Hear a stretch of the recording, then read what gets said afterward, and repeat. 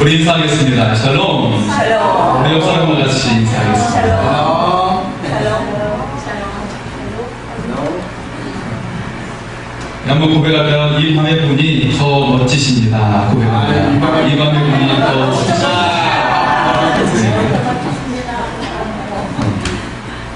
더 멋지신 것 같습니다. 할렐루야. 네. 주일학교에서 한 선생님이 아이들에게 하나님의 나라에 대해서 가르치고 있었어요. 여러분은 하나님의 나라가 어떤 나라라고 생각을 하십니까? 선생님께서 하나님 나라는 어떻게 들어갈까요? 어떻게 갈 수 있나요? 라고 질문을 하고 있었는데 계속해서 물어본 것이죠. 헌금을 많이 하면 하나님 나라에 갈 수가 있나요? 그랬더니 아니요 라고 했어요. 그래서 또 아프리카에 가서 열심히 봉사하면 하나님 나라에 갈 수 있나요? 그랬더니 아니요 또 대답을 하는 거예요. 그러면 교회 와서 열심히 청소하고 또 봉사하고 섬기면 하나님의 나라 갈 수 있나요? 라고 했더니 또 아니요 라고 했죠. 여러분 대답이 무엇입니까? 그런데 한 유치원생이 딱 손을 들면서 대답을 하는 거예요. 그래서 하나님의 나라는 뭐라고 했을까요? 죽으면 갈 수 있습니다 라고 대답을 했다고 합니다. 하나님의 나라는 죽으면 갈 수 있습니다 라고 유치원생이 대답을 했다는 것이죠. 물론 우리가 정답은 예수님을 믿으면 예수님을 믿음을 통해서 우리가 갈 수가 있는 나라가 하나님의 나라죠. 금으로도 못 가요, 은으로도 못 가요. 우리가 예수님으로만 가는 나라, 그 나라가 하나님의 나라인 줄 믿습니다. 그런데 이 아이의 대답이 전혀 일리가 없는 것이 아니에요. 이 말도 맞는 말이죠. 맞는 말이에요. 먼저 우리가 육체적으로 죽어야 갈 수가 있고, 또 하나님의 나라는 우리가 세상적인 가치관과 욕심들에 대해서 죽어야만 갈 수 있는 나라가 하나님의 나라인 것이죠. 그래서 우리의 옛사람이 죽어야 갈 수가 있는 나라입니다. 내가 예수님을 믿었는데 예전 모습하고 똑같다면 이건 문제가 있어요. 그래서 내 옛사람이 죽어야 갈 수 있는 나라인 것이죠. 오늘 말씀 1절과 2절 말씀을 보면 우리에게 무엇을 추구하라, 무엇을 찾으라, 무엇을 생각하라 라고 하시는 말씀이 등장하고 있습니다. 우리가 무엇을 찾아야 될까? 무엇을 추구하며 살아야 될까? 1절과 2절의 말씀을 같이 읽겠습니다. 시작.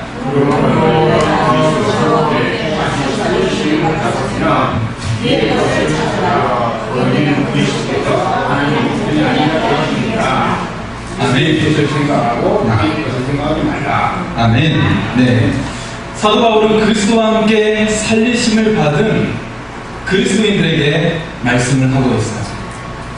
예수님과 더불어 살리심을 받은 우리들에게 말씀을 하고 있습니다. 무엇을 생각하라? 위의 것을 생각하라. 여러분 지금 예배 드리고 있지만 기도에 나오셨지만 여러 가지 생각이 있을 거예요. 우리 이 녀석이 밥을 먹었을까? 내가 집에 불을 끄고 왔나? 여러 가지 생각이 있을 수 있습니다. 그런데 여기서 위의 것을 생각하라 라고 바울은 우리에게 말씀을 하고 있습니다. 위의 것을 생각하라. 그러면서 땅의 것을 생각하지 말라고 이야기하고 있는데, 먼저 땅의 것이 무엇입니까? 땅의 것, 영적으로 거듭나기 전의 모습이죠. 그리고 옛사람이 가지고 있었던 육체의 욕망을 추구했던 모습들, 그것이 바로 땅의 것이에요. 하나님이 우선이 아니라 늘 물질을 우선시했던 것들, 그리고 하나님의 영광이 아니라 성공에 대해서 먼저 추구했던 것들, 그리고 복음이 아니라 내가 출세하고 내 자녀들이 출세하는 것에 더 먼저 생각했던 것들.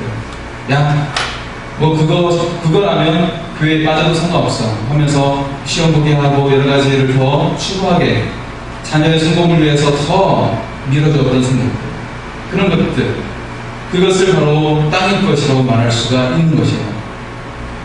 물론 우리가 시험 보고 무언가에 들어가고 하는 것, 전부 다 그것도 하나님의 뜻입니다. 하나님의 뜻이지만 우리가 복음보다도 하나님보다도 그것을 앞세운다면 그것이 바로 하나님의 뜻이 아니라는 것이죠. 땅의 것이라고 볼 수가 있습니다.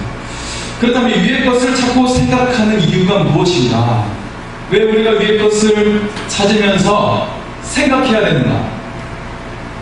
1절 말씀에 우리가 아까 읽었던 말씀 속에 보면 거기에 후반절에 다시 살아나신 그리스도께서 위에 계시고 어디에 앉아 계세요? 하나님 우편에 앉아 계십니다. 하나님 우편이라는 말씀 속에서 우편이라는 그 원어적인 뜻은 무엇이냐면 하나님의 전지전능하신 능력을 상징하는 그런 의미를 가지고 있죠. 우편. 하나님의 능력, 무한하신 능력을 상징하는 의미를 담고 있습니다. 그리스도께서 우편에 앉아 계신다는 것은 하나님의 권능을 가지고 계신다는 것을 의미하는 거예요. 그래서 주님께서 승천하시면서 제자들에게 하늘과 땅의 모든 것을 누구에게 주셨다고 말씀하고 있어요? 나에게 주셨습니다. 주님께서 바로 하나님으로부터 하늘과 땅의 모든 권세를 받으셨어요. 그리고 나서 하나님 우편에 앉아 계신 것이죠. 그리고 이처럼 하나님 우편에 앉아 계신다는 이것은 그리스도께서 하나님과 가장 친밀한 관계 속에 있다는 것을 말하고 있어요. 여러분, 가장 사랑하는 사람을 어디에 두고 싶어요? 왼편에 두고 싶어요? 내 뒤편에 두고 싶어요? 어디에 두고 싶습니까? 앞에 있으면 얼굴을 볼 수 없잖아요? 뒤에다 두면은 역시 마찬가지로 볼 수 없고, 왼쪽에다 두면은 좀 더 힘이 약한 곳이 어디에 두고 싶어요? 오른편에 두면서 옆에서 끼고 더 보고 가까이서 보고 하고 싶잖아요. 그죠? 네. 그리고 어릴 때 자녀들 어디다 끼고 둡니까? 혼자 방에다가 이렇게 잡으니까 재우지 않고 옆에서 끼우고 재우잖아요. 네. 우리 최선아 목사님, 우리 아드님 키우실 때 어떻게 어디다 재워주셨습니까? 너 혼자 빈방에서 자! 했습니까? 아니면 옆에다 끼고 주무셨습니까? 옆에다 끼고 주무셨죠? 네, 그렇죠. 우리가 사랑하는 사람을 옆에다 끼고 있는 것을 볼 수가 있어요. 마찬가지로 예수님으로 하나님 우편의 가장 친밀한 장소 속에 그리고 가장 권능의 자리에 옆에 두셨다는 사실입니다. 그래서 우리가 그리스도와 함께 다시 살리심을 받았다는 말, 이것은 우리도 마찬가지로 그리스도와 더불어 하나님과 친밀한 관계 속에 들어갔다는 말을 이야기하고 있는 거예요. 주님과 더불어 다시 살아났다는 이 말 속에는 우리도 주님과 더불어서 하나님과 친밀한 관계 속에 들어갔다는 말을 이야기하는 거예요. 그래서 여러분, 제가 자주 이야기하지만 어디 기도원에서 기도받으러 가는 사람들이 간혹 있죠. 그럴 필요가 없다는 것이에요. 하나님과 이미 우리와는 친밀한 관계 속으로 들어갔어요. 주님께서 그 길을 열어놓으셨습니다. 다른 사람을 통해서 말씀하시지 않고 하나님이 직접 그 자녀에게 직접 말씀하신다는 사실이죠. 그래서 예수님께서 하나님과 친밀한 관계 속으로 들어간 것처럼 우리도 하나님과 친밀한 관계 속으로 들어간 거예요. 주님만 거기에 계신 것이 아니라 우리도 그 자리에 있다는 것을 기억하시기 바랍니다. 그래서 그리스도께서 하나님 우편에 계시듯이 우리도 하나님 우편에 있는 것입니다. 그래서 주님의 그 권세와 그 능력이 우리에게도 임하게 되었다는 거예요. 무엇을 통해? 주의 성령을 통해서 우리에게 임했다는 것을 기억하시기 바랍니다. 이 말은 그리스도와 함께 다시 살리심을 받은 성도들이 하나님과 친밀한 관계를 통해서 하나님으로부터 능력을 공급받았다는 것을 의미하고 있습니다. 2절 말씀에 반복되는 단어가 있는데요. 어떤 단어가 반복되냐면, 어떤 단어가 반복되고 있죠? 2절 말씀 다시 한번 읽어보겠습니다. 시작. 위의 것을 생각하고 땅의 것을 생각하지 말라. 생각하라. 생각이라는 단어가 반복되고 있습니다. 이 단어의 원어적인 의미는 필로테이테라는 단어인데 가슴에 품고 사는 것을 말하고 있습니다. 가슴에 품고 사는 것. 여러분, 수험생들은 늘 무엇을 생각해요? 늘 시험 공부를 계속해서 생각해요. 내가 그 수능 시험을 계속해서 잘 봐야지라는 생각들을 가지고 있고, 자녀 교육을 앞두고 있는 사람들은 늘 자녀를 어떻게 하면 바르게 잘 가르칠까를 생각을 하죠. 네. 집을 짓는 사람은 늘 집을 어떻게 하면 잘 지을까라고 생각하고 또 생각을 하게 되는 것이죠. 그래서 이 생각하라는 말에 바로 가슴에 품고 사는 것인데, 위의 것을 생각하라는 말은 위의 것을 가슴에 품고 살아라는 말입니다. 가슴에 품고 그 위의 것을 생각하면서 살으라고 우리에게 말씀을 하고 있습니다. 내가 사랑하는 사람을 늘 가슴에 품고 생각하듯이 하나님의 나라에 대해서, 위의 것에 대해서 가슴에 품고 살라는 말인 것입니다. 우리가 늘 주님의 나라에 대해서, 위의 것에 대해서 가슴에 품고 새기면서 살 수 있기를 소원합니다. 한번 따라할까요? 위의 것을 가슴에 품고 새기면서 살아가자. 할렐루야. 우리 기독교의 경전학자이면서 지성인 C.S. 루이스가 이런 말을 했습니다. 천국을 지향하면 세상을 덤으로 받게 될 것이다. 그러나 세상을 지향하면 둘 다 잃게 될 것이다. 여러분, 무엇을 지향하고 무엇을 생각하며 무엇을 추구하며 살겠습니까? 오직 우리가 하나님의 것을 추구함으로 세상을 덤으로 얻을 수 있기를 소원합니다. 여러분, 세례는 무엇입니까? 세례는 무엇입니까? 예수님도 공생애를 시작하시기 전에 세례를 받으셨어요. 예수님은 세례받을 필요가 전혀 없으신데도 불구하고 하나님의 아들이신 예수님도 세례를 받으셨어요. 예수님께서 세례를 받을 때는 침례라고 해서 요단강에서 물속에 들어가요. 그리고 물속에 다시 나오게 되는 것이죠. 물은 뭐 한 허리 정도밖에 차지 않는 물이에요. 하지만 거기에 들어갔다가 나오게 되는 것을 통해서 침례를 통해서 세례를 받으십니다. 네. 이 세례의 의미가 무엇입니까? 물에 들어갔다는 것은 예수님의 십자가와 더불어서 내 옛사람이 죽었다는 것을 말하는 것이죠. 그리고 물에 나왔다는 것은 예수님의 부활과 더불어 내가 새로운 사람이 되었습니다 라고 하는 것이죠. 내가 옛사람이 죽고 이제 주님의 부활로 새로운 사람이 되었습니다 라고 하는 것입니다. 예수 그리스도는 믿는 사람들, 이처럼 세례를 받은 사람들은 예수님을 나의 구주로 영접한 사람들이에요. 이제는 내 삶의 주인이 내가 아니라, 내 삶의 운전사가, 내 삶의 항해사가 내가 아니라, 그 방향키를 내가 주고 있는 것이 아니라 누가 주고 있는 거야? 하나님이 주고 있는 것입니다. 그런데 우리는 매일의 삶 속에서 내가 판단하고 내가 결정할 때가 많이 있어요.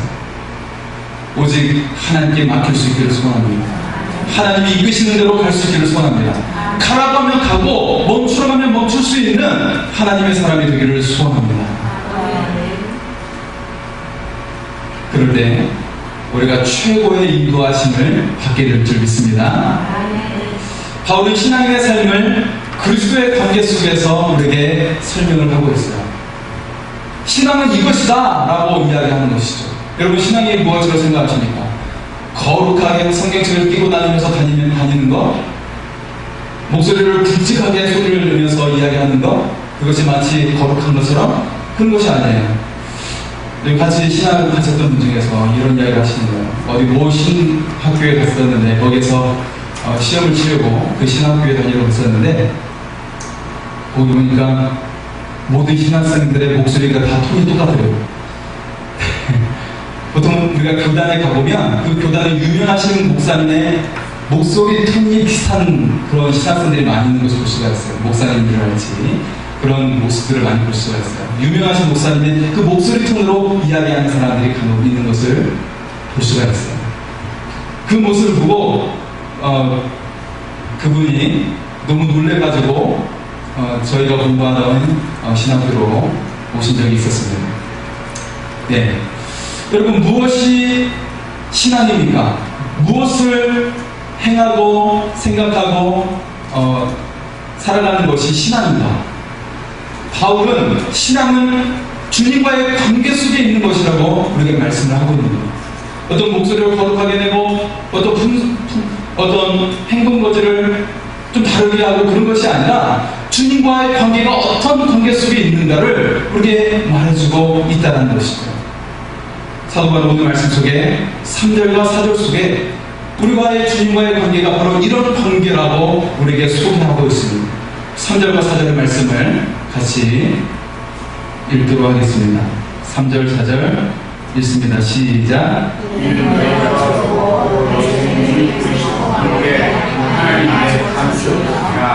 우리 생명이신 그리스도께서 나타나실 그때에 너희들과 함께 영광에 나타나라.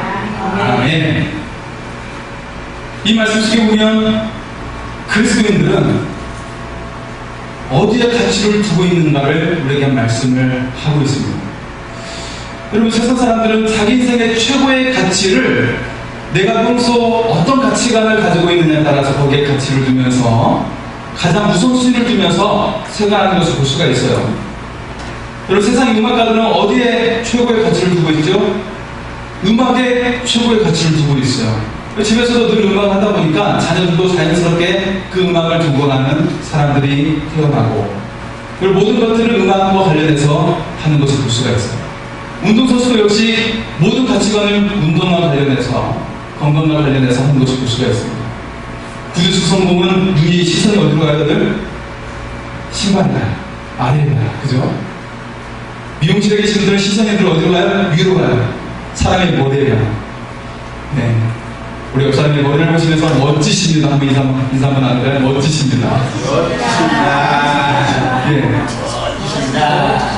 그래서 사람마다 자신의 직업이나 자신이 종사하는 그런 분야에 따라서 거기에 중점을 두고 가치관을 두고 생활하는 것을 볼 수가 있어요.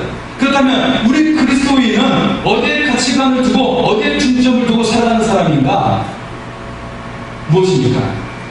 바로 우리 그리스도인들은 바로 예수 그리스도의 시선을 두고 예수 그리스도에게 중점을 두고 살아가는 사람인 줄 믿습니다. 우리 그리스도인들은 예수님과 더불어 다시 살아난 사람들이에요. 옛 모습을 이제는 가져서는 안 됩니다. 다시 살아가고 새로운 모습으로 새로운 존재가 되어서 살아가는 사람들입니다. 이제 더 이상 땅의 것을 추구하지 않고 저주 아래 있지 않습니다. 우리들은 그리스도와 더불어 새 사람이 되어서 위의 것을 추구하는 사람들인 줄 믿습니다.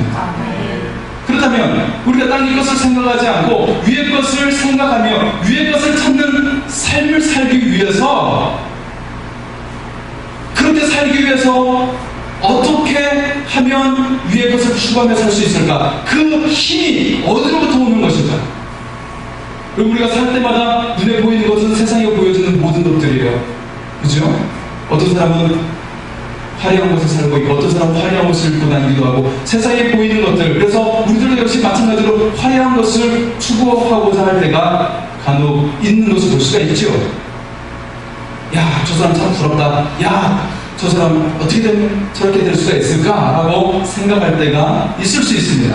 그런데 그런 속에서, 이 세상에 보여지는 이 모든 것 속에서 어떻게 하면 위의 것을 추구하는 힘을 가지고 살 수 있을까? 그것을 바울은 우리에게 말하고 있어요. 위의 것을 추구하는 것은 우리의 의지나 결단을 통해서가 아니라고 말하고 있습니다. 위의 것을 생각하고 위의 것을 찾는 삶의 힘은 하나님이 주신 그리스도에게 있는 생명을 통해서 그것을 추구하며 살 수 있다라고 말씀하고 있습니다. 그리스도인들은 죽은 자의 동시에 살아있는 자, 바로 세상에 대하여는 죽은 자이지만 하나님에 대해서는 산 자인 줄 믿습니다. 하나님에 대해서는 우리가 생명을 가진 자인 줄 믿습니다. 바로 그리스도 안에 있는 그 생명을 통해서 우리는 위의 것을 추구하는 삶을 살 수 있다는 것입니다. 4절 말씀에 우리가 3절과 4절 말씀 같이 읽었지만 제가 다시 한번 읽습니다. 이는 너희가 죽었고 너희 생명이 그리스도와 함께 하나님 안에 감추어졌습니다. 우리 생명이신 그리스도께서 나타나실 그때에 너희도 그와 함께 영광 중에 나타나리라. 우리의 힘의 원천은 바로 그리스도 안에 있는 생명 안에 있다는 것을 기억하시기 바랍니다. 우리 의지와 결단으로서는 그것을 어떻게 할 수가 없어요. 이길 수가 없어요. 나의 유혹의 문제, 죄의 문제, 혹은 여러 가지 겹겹이 쌓여있는 문제들, 그것을 이길 수 있다고 생각하십니까? 오직 그리스도 안에 있는 그 생명을 추구할 때 이 모든 것을 이길 수 있다는 것을 기억하시기 바랍니다. 주님 안에 거할 때 그 생명의 능력이 나타나는 것입니다. 제가 전에 육산빌딩에 올라갔던 이야기를 한 적이 있어요. 거기 전망대를 가려면 무엇을 타고 가야 돼요? 네? 물론 요즘엔 제2롯데월드가 유명해서 저는 안 가봐서 모르겠습니다. 엘리베이터를 타고 가야 되죠? 그죠? 계단을 통해 가면 반나절이 걸려도 올라가기 힘들 겁니다. 육산빌딩까지는. 엘리베이터에 내 몸을 맡기면 그냥 올라가는 거예요. 올라갈 수가 있어요. 순식간에 올라가더라고요, 정말. 요 조석에. 마찬가지로 우리가 정말 능력을 잃고 위의 것을 추구하는 삶을 사는 그 비결은 예수님께 나의 모든 것을 맡길 때 가능함을 믿으시기 바랍니다. 우리를 맡기면 됩니다. 주님께 맡기고 나갈 수 있기를 소원합니다. 그리고 이어지는 5절과 6절 말씀 속에 땅인 것에 대해서 계속해서 말씀을 하고 있습니다. 5절과 6절 같이 읽습니다. 시작. 그러므로 땅에 지식을 주리라. 모든 나라와 사람과 사육과 간청과 신실이 신심은 무슨 중이니라. 이거를 말미암아 땅에 진주가 일어나느니라. 아멘. 자, 땅에 있는 지체를 죽이라는 이 말은 옛사람에게 속한 욕망을 죽이라는 말을 하고 있어요. 내가 예전에 가졌던 그런 욕망들, 내가 주님을 만나기 전에 최고의 우선순위를 두고 최고의 가치를 두었던 것들 있죠. 그래서 이제는 내가 주님을 최고의 가치를 두는 것입니다. 다른 것이 아니야. 상대적으로 다른 사람과 비교하지 않고 경쟁하지도 않고 이제는 오직 주님만을 바라보면서 주님을 추구하는 삶을 살기를 소원합니다. 여기에 여러 가지를 열거하고 있는데 땅에 있는 지체는 음란, 부정, 사욕, 악한 성욕, 탐심인데 무언가를 자기 속에 넣으려고 탐하는 마음인 이 탐심이 앞에서 말한 모든 악한 것들의 근원이 되기 때문에 이것이 바로 우상 숭배와 같다라고 이야기하고 있어요. 탐심, 무언가를 추구하고자 하는 마음, 무언가를 다른 사람에 있는 것들이 더 좋아 보이고 그것을 추구하고자 하는 이 탐심의 마음, 이것들을 이야기하고 있어요. 여러분 십계명도 보면 어떻게 순서가 되죠? 큰 거에서부터 작은 것으로, 중요한 것에서부터 덜 중요한 것으로 내려오는 것을 볼 수가 있어요. 첫 번째는 나 외에 다른 신을 섬기지 말라라는 그 하나님에 대한 절대적인 그 명령부터 시작해서 맨 마지막에 어떤 말씀으로 마치고 있습니까? 10번째 계명은 내 이웃의 것을 탐내지 말라라고 하고 있어요. 근데 바로 이 탐욕의 마음이 이 모든 죄의 근원이 돼가지고 바로 위에까지 쭉 뻗으면서 죄의 근원이 된다는 것을 이야기하고 있어요. 이 탐욕의 마음은 굉장히 작은 것 같지만 아가이서에서 말하는 것처럼 작은 여우를 조심하라고 성경은 우리에게 말씀을 하고 있어요. 작은 여우가 포도원을 망친다라고 우리에게 말씀을 하고 있습니다. 아주 작은 여우, 이 조그만 틈을 가지고 오가는 이 작은 여우, 이 탐욕의 마음, 이것이 우리를 허물어뜨릴 수 있다는 말을 하고 있는 거예요. 그럼 이 탐욕의 마음을 제거하기 위해서 어떻게 해야 돼요? 이 탐욕의 마음을 늘 자꾸 씨름해야 됩니까? 내가 씨름해야지. 별거 아니네 하다가 때때로 넘어가는 거. 어떻게 해야 돼요? 이 탐욕의 마음을 자꾸 씨름할 것이 아니라 우리의 관심을 어디에 두라? 하나님께 둘 수 있기를 소원합니다. 한번 다시 할까요? 우리의 관심을 하나님께 두자. 우리의 관심을 하나님께 두자. 하나님 곧 위의 것에 둘 수 있기를 소원합니다.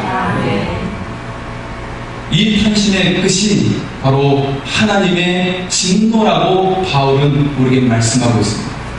바울은 또한 서로 거짓말을 하지 말라고 권면하고 있어요. 9절과 10절의 말씀을 같이 읽겠습니다.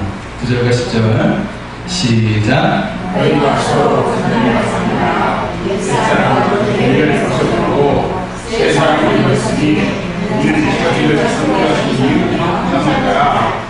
지혜까지 새롭게 하시리라. 아멘. 아멘.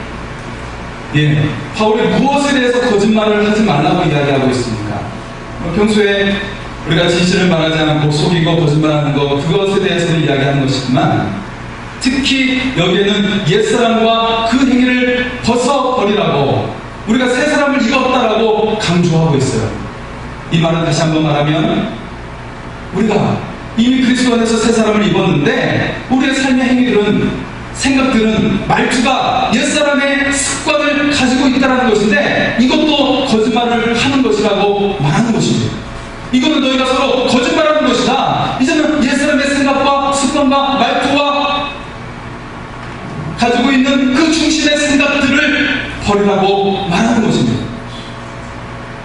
우리가 신앙생활을 하면서 내 신앙 인격에 대해서 스스로 거짓말하지 않기를 소원합니다. 그래서 정말 내가 새로운 사람으로 주님과 더불어 새로운 사람이 되어서, 새로운 존재가 되어서 위의 것을 추구하는 삶이 되기를 소원합니다. 그렇다면 어떻게 돼요? 우리가 옆에 있는 사람들한테 사랑의 씨앗을 심고, 용서의 씨앗을 심고, 화해의 씨앗을 심을 수 있기를 소원합니다. 내 형제자매를 정말 용납하지 못하는 것들이 있을 수 있어요. 예, 저 사람은 왜 저렇게 입고 다녔을까? 저 사람 말투는 왜 이러지? 그런 것이 생각이 가끔 스쳐갈 수도 있어요. 하지만 그것을 지워버리고 우리가 주님께서 우리를 사랑하신 것처럼 끌어안을. 네. 사실 우리도 부정을 좀 많이 했잖아요, 그렇죠? 하지만 주님의 사랑을 의지해서 우리도 서로를 무조건 받아들이고 용납하고 끌어안을 수 있기를 소원합니다. 네. 우리 인간이 원래 어떤 모습으로 지음을 받았지요? 무엇을 모델로 삼고 우리 인간이 지음을 받았습니까? 네. 여러분, 루댕이 조각을 했는데 유명한 조각을 했어요. 생각하는 사람이라는. 네, 그 조각을 했어요. 아마 어떤 모델이 있었을 거예요. 그 모델을 남자를 썼습니까? 여자를 썼습니까? 남자 모델을 썼어요. 그러면서 생각하는 사람, 이렇게 이 조각을, 멋진 조각을 만들었어요. 예술가가 어떤 모델을 삼아서 조각을 하듯이, 그림을 그리듯이, 여러분, 우리는 어떤 걸 모델을 삼고 하나님께서 만들어주셨어요? 바로 하나님을 보고, 하나님 자신을 보고 하나님께서 우리를 만들어주셨죠. 그런데 옛사람의 습관을 가지고 살아가는 사람들은 그 옛사람의 일그러진 모습을 가지고 살아가는 사람과 똑같습니다. 아직도 일그러진 모습을 가지고 살아가는 사람들인 것이에요. 오직 하나님을 바라지 못하고 하나님의 형상이 회복되지 못한 채 일그러진 모습 한쪽으로 치우치고, 지금도 불평과 불만과 고통 속에서, 물론 우리 삶 속에 어려움이 있을 수 있고 힘든 일이 있을 수 있습니다. 하지만 그것을 벗어버리고 우리는 좀 더, 더욱더 우리 매일 삶 가운데 다른 고통의 삶이 아니라 하나님을 바라볼 수 있기를 소원합니다. 그래서 우리 안에 하나님의 형상이 온전히 회복되어지기를 소원합니다. 이처럼 새 사람을 입게 된 사람들에게는 아무런 차별이 없다라고 우리에게 말씀을 하고 있어요. 11절에 거기에는 헬라인이나 유대인이나 할례파나 무할례파나 야만인이나 수구디안이나 종이나 자유인이 차별이 있을 수 없나니 오직 그리스도는 만유시요 만유 안에 계시니라 말씀하고 있습니다. 여러분, 이 당시 헬라인들은 헬라어를 쓰지 않는 사람들을 미개인이라고 생각을 했어요. 그리고 유대인들은 어떻게 생각했어요? 유대인들은 다른 하나님을 섬기지 않는 모든 이방인들은 지옥의 땔감 정도로 생각밖에 안 했어요. 너희들은 지옥의 땔감 정도의 수준에 지나지 않아? 라고 생각을 했어요. 이들 가운데 가장 미개인 중에 미개인들을 수구디안이라고 생각했던 이 헬라인들이 있었어요. 그래서 지금 이 인종에 대해서 거론을 같이 하면서, 하지만 그리스도 안에서 우리에게 차별이 있을 수 있다 없다? 없다라고 말씀을 하고 있습니다. 그리스도와 함께 다시 살리심을 받은 모든 사람은 새로운 사람이 되었기 때문에 차별이 더 이상 있을 수 없다라는 것이에요. 피부의 색깔도 상관이 없고, 그의 남자든 여자든 상관이 없고, 나이가 적든 많든 상관이 없다라고 말씀을 하고 있습니다. 모두 다 차별이 없고 바로 하나님께 똑같이 더 이상 너희들은 차별이 없는 존재라고 우리에게 말씀을 하고 있습니다. 바로 주님의 복음을 받아들이는 사람들은 더 이상 차별이 없는 거예요.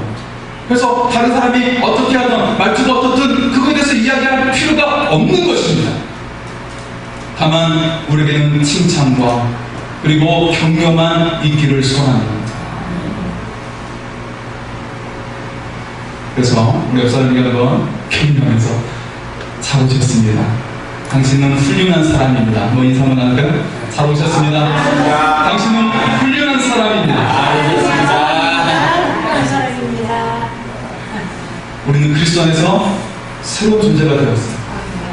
더 이상 차별이 있을 수가 없습니다. 여러분, 말기 암 환자에게 한 달의 가치가 얼마나 될까요? 한 달밖에 살 수가 없어요. 아니, 일주일, 3일밖에 못 산다면 이 말기 암 환자의 3일 가치는 얼마나 될까요? 지금까지 그가 살았던 모든 인생의 시간보다 더 귀하고 값진 시간이 될 거예요. 그래서 내가 평생 동안, 일평생 동안 하지 못했던 말을 내 사랑하는 가족에게 가서 말할 거예요.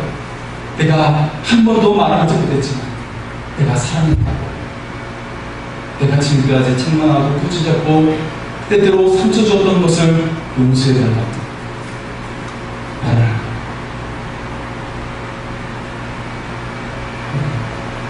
저는 자녀를 재울 때 기도하면서 재우고 다리 마사지하면서 기도하면서 재우거든요. 그래서 가끔 이렇게 할 때도 있어요. 타이어와 회복의 시간을 갖자고 그 말을 알아듣더라고요. 알아듣고 서로 용서를 구하기도 하고 그렇게 한 적도 있습니다.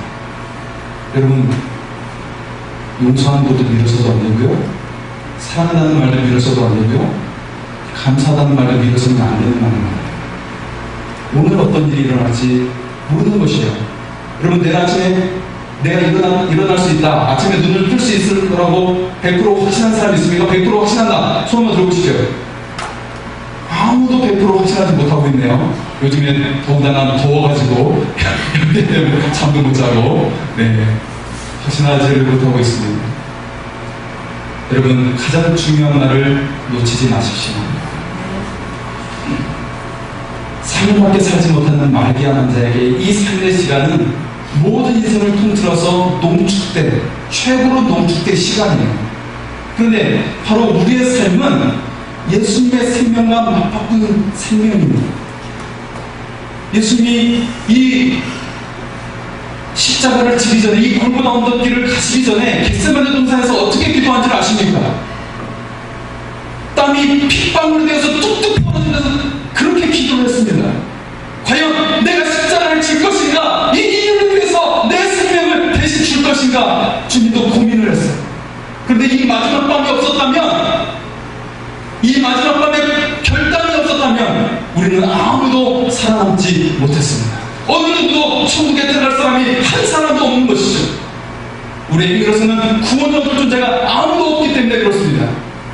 바로 우리의 하루의 삶의 가치는, 우리 그리스도인이 하루를 살아가는 가치는 주님의 생명과 같다는 것을 기억하시기 바랍니다. 그래서 이 하루를 허투루 보내지 마시고 정말 사랑하는 사람과 같이 만나고, 사랑하는 사람에게 정말 중요한 말, 나를 용서해달라고, 미안하다고, 고맙다고, 감사하다고, 그 말을 할 수 있기를 소원합니다. 제가 오늘 급하게 병문안을 갔다 왔어요. 금요일 때 기도를 요청했었는데요. 우리 사촌, 막내 작은아버지의 사촌 아들이죠.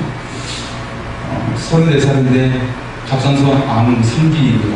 2%까지 전이가 돼서 세브란스병원에서 수술을 했어요. 수술이 잘 돼서 제가 이제 기도하고 왔는데, 그래도 얼마나 안타깝습니까? 34살, 아직 결혼도 안 했고 정말 젊죠. 부모님들도 다 둘 다 젊어요. 굉장히 미남 미인이시고 부모님들이 다. 그런데 정말 이 장남, 34살밖에 안 먹는 장남이 갑자기 직장생활을 하고 있는데 어딘가 피곤해서 검사를 했는데 갑상선 암이에요. 양쪽이 전부 다 번지고 이 가슴까지 번졌어요. 얼마나 고통스럽겠습니까? 다행히 수술이 잘 돼서 회복을 기다리고 있고, 제가 좀 격려를 하기 위해서 가서 기도를 하고 왔습니다. 그래서 말씀 가운데 소망을 보는 것이죠. 말씀 가운데 희망을 보는 것입니다. 정말 절망이었어요. 내가 암이라니, 전이가 됐다니 절망이었어요. 누구에게 33살, 34살한테 이 암이 올 거라고 생각을 했겠습니까? 여러분, 내가 어떤 일을 할지 아무도 모르는 것입니다. 하지만 주님께서 우리에게 새로운 생명을 주셨습니다. 새로운 존재가 되게 만들어 주셨습니다. 주님과 더불어 새로운 존재가 된 우리들이 바로 하늘의 소망을 품고 위의 것을 추구하며 내가 가장 소중히 여기는 그 사람들에게 생명의 말을 하고 또 생명의 복음도 증거할 수 있기를 소원합니다. 위의 것을 추구하는 하나님의 사람들이 되기를 소원합니다. 우리 기도하시면서 우리 동성을 한 곡 부르고 같이 기도를 같이 했으면 좋겠습니다.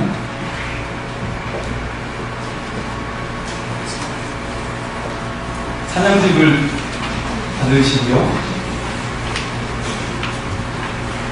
18번의 십자가 그 사랑 찬양을 같이 하겠습니다.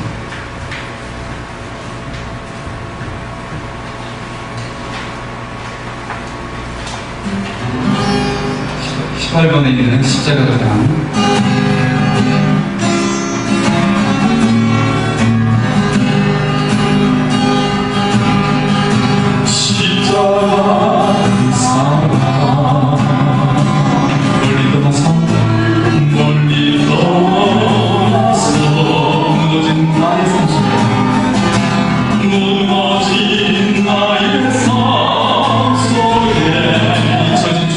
잊혀진 주 눈에